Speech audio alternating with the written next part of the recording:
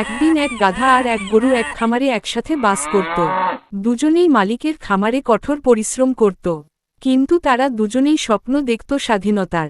গাধা বলল, ভাই গরু, আমরা সারা জীবন এভাবে কাজ করব নাকি? চল, জঙ্গলে চলে যাই। সেখানে আমাদের কেউ বেঁধে রাখবে না, কাজও করতে হবে না। গরু কিছুক্ষণ ভেবে বলল, জঙ্গল? সেখানে তো অনেক বিপদ আছে ভাই। বাঘ, সিংহ, শিয়াল। কি করে বাঁচব? গাধা বলল, ভয় পেও না, আমরা একসাথে থাকলে কিছুই হবে না। আমি অনেক চালাক, সব সামলে নেব।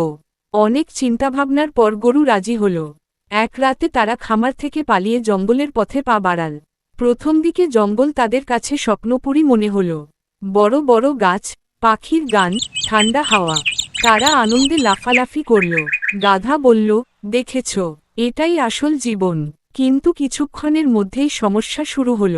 খাবার খুঁজে পাওয়া কঠিন হয়ে দাঁড়াল।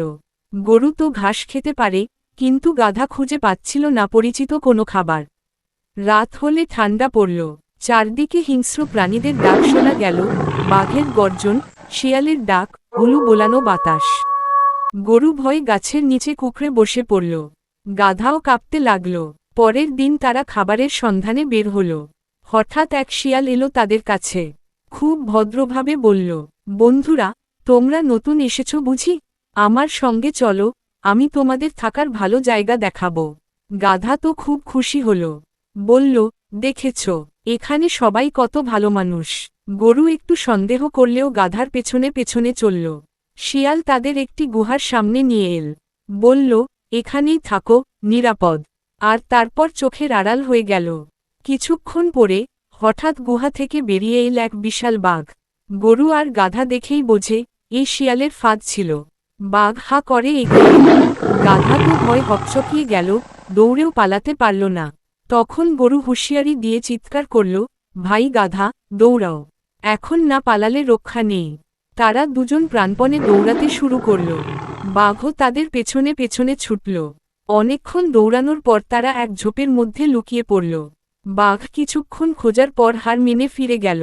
গাধা হাঁপাতে হাঁপাতে বলল, ভাই, যদি তুমি না থাকতে, আমি তো এখন বাঘের পেটে থাকতাম। গরু বলল, ভাই গাধা, জঙ্গল এতটা সহজ জায়গা নয়। এখানে বেঁচে থাকতে হলে বুদ্ধি আর সতর্ক দুটোই দরকার। শুধু স্বাধীনতা চাইলেই হবে না।